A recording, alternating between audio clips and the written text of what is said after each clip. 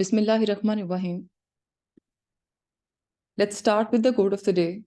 Ignorance is the curse of God. Knowledge is the wing wherewith we fly to heaven. Today, I'll be presenting a topic called economic appraisal. I am Dr. Amna Khan. I'll be presenting this topic under kind supervision of my professor, Dr. Saira Afzal. Today, the learning outlines are introduction about the concepts and importance of economic appraisal, methodologies, objectives of economic appraisal, tools for jobs, opportunity cost, supply and demand and elasticity, applicability in healthcare, recent updates, and MCQs.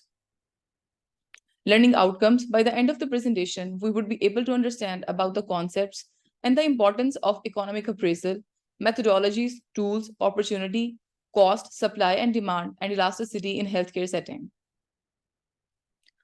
Let's start with the topic, economic appraisal. Economic appraisal comprises a set of techniques that weigh up the cost of an action, such as providing a public health intervention to an at-risk population group against the benefits that it provides. Important underlying principles are opportunity cost, social versus private costs and benefits, marginal costs and benefits, efficiency and equity. So we have to understand the objectives first. The first objective would be the aim of economic evaluation to ensure that the benefit from the healthcare programs implemented are greater than the opportunity cost of such programs by addressing questions of allocative efficiency or technical efficiency. Number two objective would be allocative efficiency. It would be allocating efficiency assesses competing programs and judges the extent to which they meet objectives. And the third one is technical efficiency, assesses the best way of achieving a given objective. So economic appraisal uses one of the following methodologies, that is cost benefit analysis, cost utility analysis, cost effectiveness analysis, cost minimization analysis. These methodologies are distinct from each other and are used to address different efficiency questions. The distinction between the methodologies is found in the way in which the consequences are measured and valued. The cost benefit analysis. First, we have to discuss this type. So in this type of analysis, all outputs are measured in monetary terms. Cost utility analysis are measured to determine allocation of resources. And the cost effectiveness analysis. Here, a clinical output such as morbidity, mortality, reduction in blood pressure, or quality of life, etc., is measured as a measure of the effectiveness. Cost minimization analysis. In this, inputs are compared and outputs are considered to be equal, which rarely so. So with the type of this figure, let's try to understand the types of economic valuation. So you have to understand this, that if there is evidence on effectiveness of interventions, so that's the question. Is there any evidence on effectiveness of interventions? If it is yes, then we have to see, is effectiveness of interventions equal? And if the answer is no, then we do the cost analysis. If there is this effectiveness of interventions and that is equal, the answer is no, then what we do is we need to understand, can all the outcomes be valued in monetary terms? If yes, do the cost minimization study. And if all the outcomes be valued in monetary terms, if this is the question and this is the answer is yes, then we have to do the cost benefit analysis. If no, then there would be two outcomes. Either we have to first of all we have to see, can outcomes be measured as quality adjusted life years? If no, then cost effective analysis would be done. If yes, then cost utility analysis would be done. So tools for job, which tool for which job? Cost minimization appraisal is the first tool. We need to understand the application of that, and we'll understand better with the help of some examples. The outcome is given. The object of appraisal is to deliver it at least cost. Example would be putting a service specification out to tender and choosing the lowest bid. Cost effectiveness appraisal. So the application is choosing between two or more alternatives with different costs and outcomes, and where the outcome is measured in a natural unit such as blood pressure, tumor size, or independence. It is limited to comparing like for like interventions with the same units of outcome. Note that nothing is absolute cost effective. It is only more or less cost effective that some alternative, including business as usual. There are several standard instruments, questionnaires that ascribe a numerical value to aspects of health and well-being. We'll understand better with an example, choosing between two or more medicines to treat blood pressure or cancer, or choosing between two or more care packages for frail older people to preserve independence. Cost utility appraisal. Similar to cost effectiveness, except all outcomes are converted to the same utility units, typically quality adjusted life years, Kelly's, it has the advantage of supporting choices between options with different natural units. For example, hip replacements, cancer treatments, or heart operations, which can be converted to Kelly's. There are table setting out combinations of distress and disability that quantify quality of life on a scale of 0 to 1. In someone surviving for 2 years with 0.6 quality of life would score 1.2 Kellys. The example would be allocative efficiency decisions for planners, such as how to divide up a large budget between several competing programs and care groups. A cost per Kelly league table would be a good place to start. Cost benefit appraisal. In this, both resources and outcomes are ascribed monetary value. The difficulty arises in ascribing monetary values to outcomes such as years of life, pain, mobility, or antisocial behavior. Government departments use this technique, and there are tables and norms for ascribing certain values.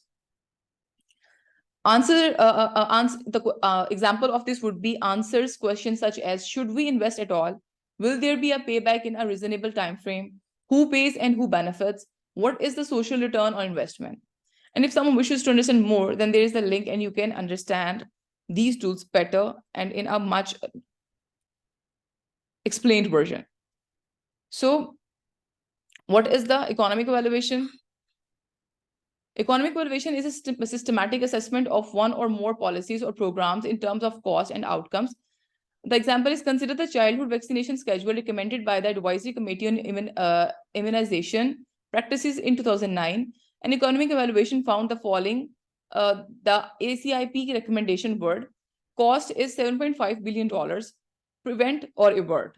That is 20 million cases of diseases, $76.4 billion in medical costs and productivity losses, 42,000 premature deaths. Cost effectiveness analysis is a way to examine both cost and health outcomes of one or more interventions. It compares the net cost to changes in health outcomes, that is the effectiveness resulting from an intervention. Resources used. So here we'll understand with this diagram, the cost effective analysis. First, the resources used, labor or the capital, public health intervention, and then there would be changes in health outcomes, that is cases prevented, life years saved, and disability averted. Outcomes are expressed in health units, for example, cases of diabetes prevented or years of life saved. CEA also allows you to compare different interventions that have the same health outcomes. Cost effectiveness analysis compares the net cost of an intervention to the changes in health outcomes. Generally, we define these as net cost is equal to cost intervention minus cost averted.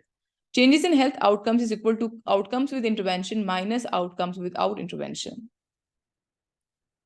Try to understand it with this example. Cost of implementation is $7.5 billion. Cost averted, that is medical costs and productivity losses, is $76.4 billion. That would be subtracted. Net cost would be minus $68.9 billion. Changes in health outcome, 20 million cases of diseases prevented, routine vaccination compared to a no vaccination scenario. So to understand better, we have to understand some of the terms, that is like the health opportunity cost, so that we can totally understand our topic in a better way.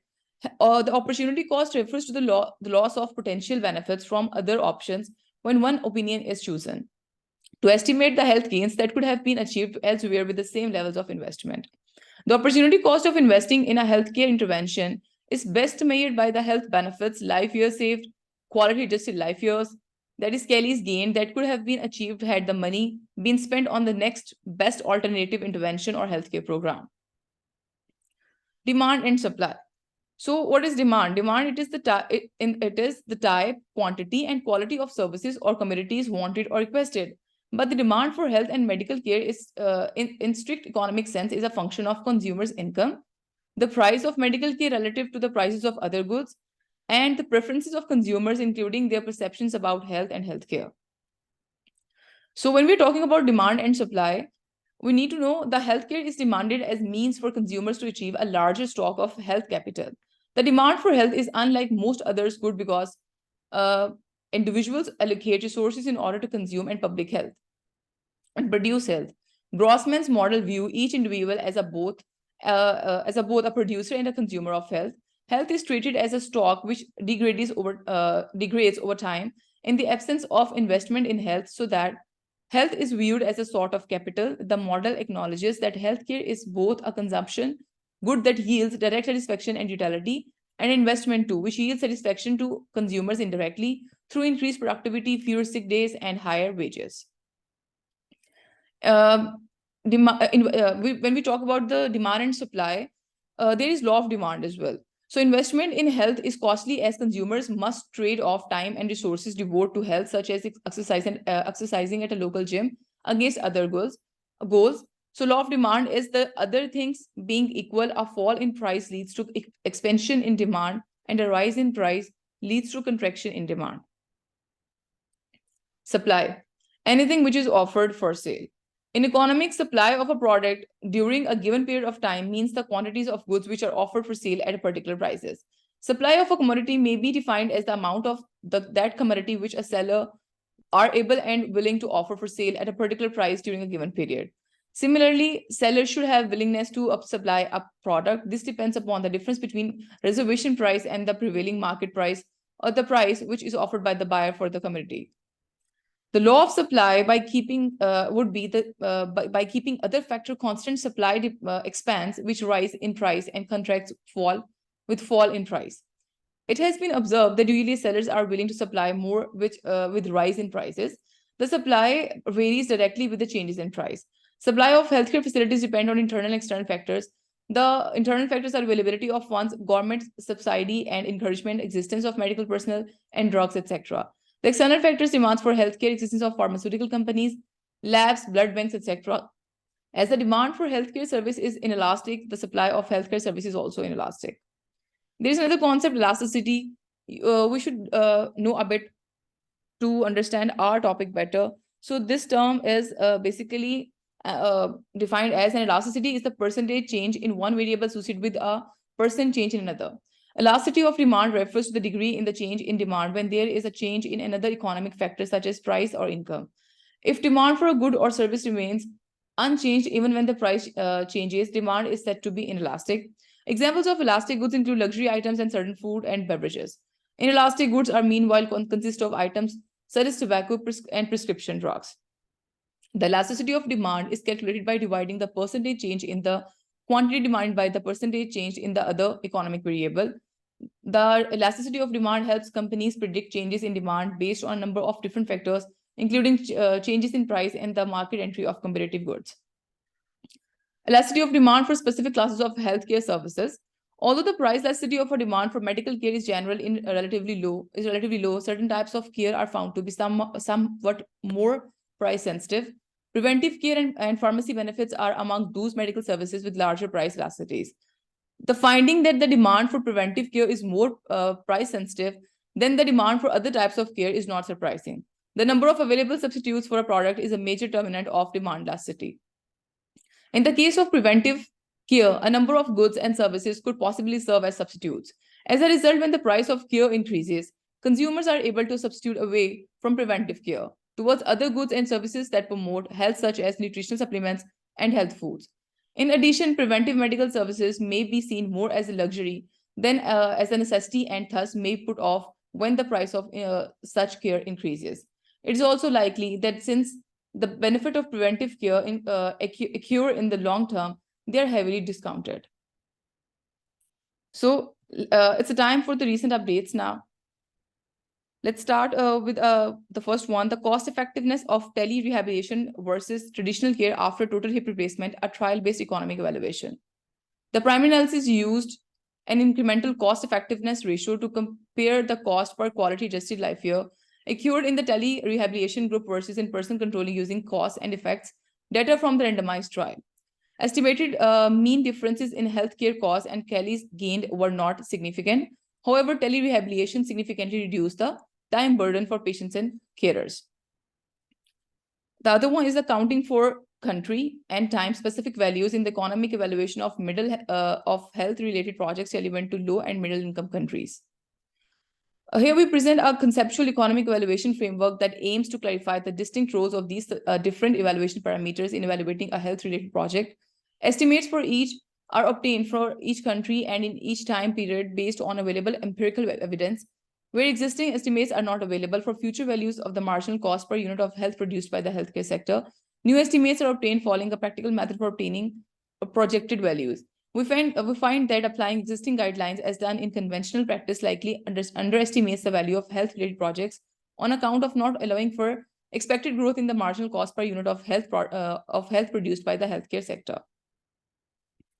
The public health economics, a systematic review of guidance for the economic evaluation of public health intervention and discussion of key methodological issue.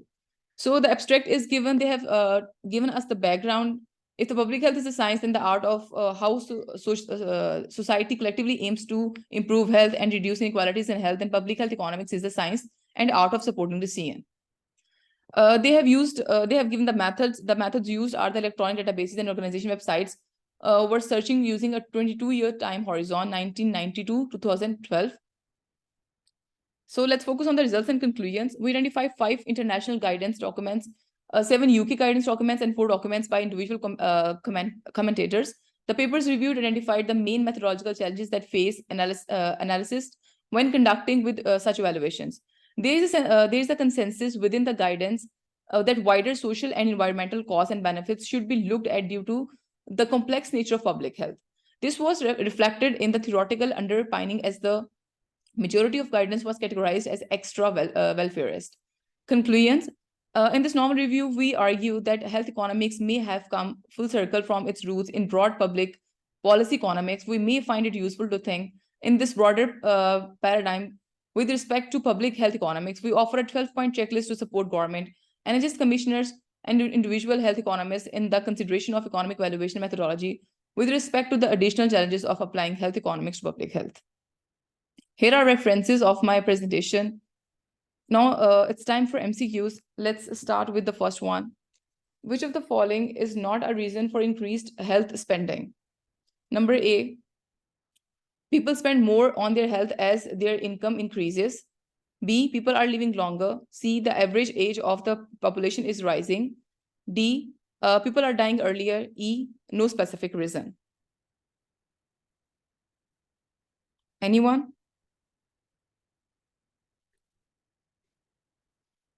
Anyone? So the answer will be people are dying earlier. That is the D.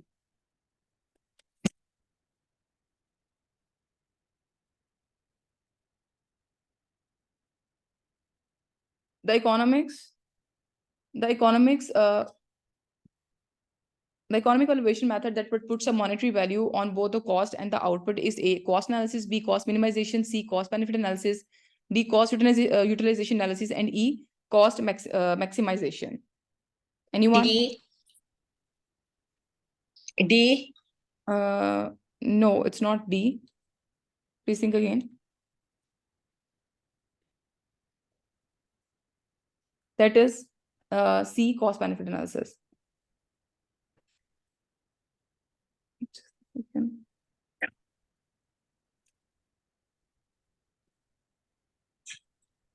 Number three is the statement.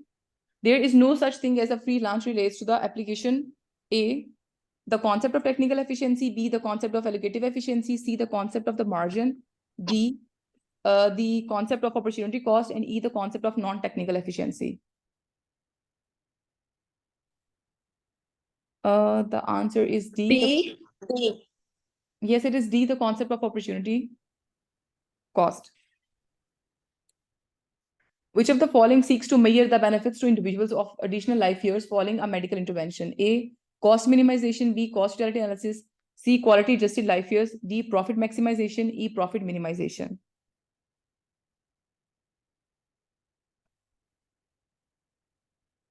Anyone? The answer is quality adjusted life years, C.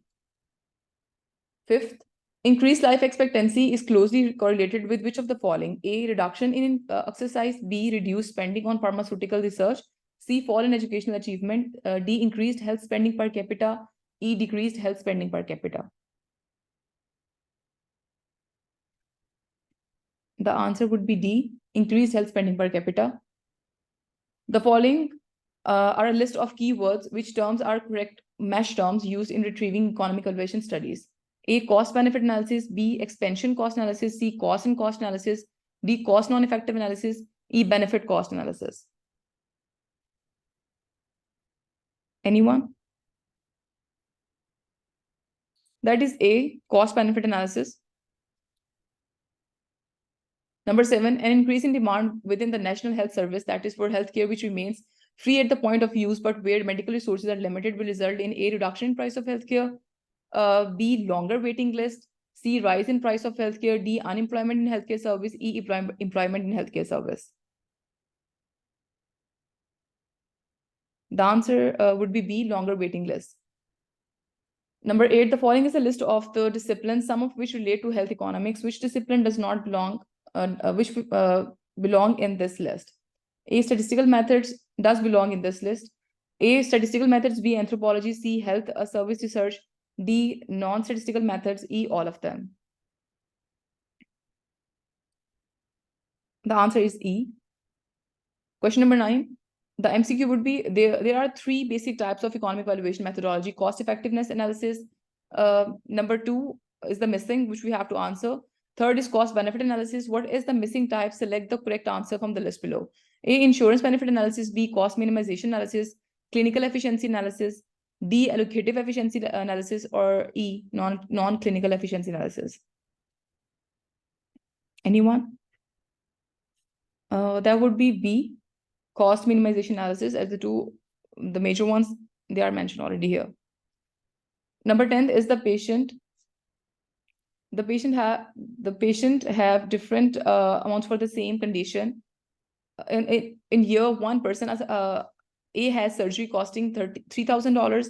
Patient B begins drug treatment with drug costing $1,000 over 3 years, and despite inflation rate of 5% by adjusting cost for the rate of inflation for 2 treatments, are shown to be dash in terms of the resources used. A, much less efficient. B, not as efficient. C, more efficient.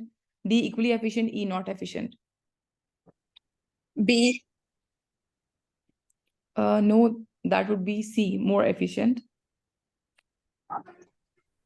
Here's the key. Thank you so much, everyone. And here's the YouTube link. Kindly like and subscribe. And thank you so much for listening humbly.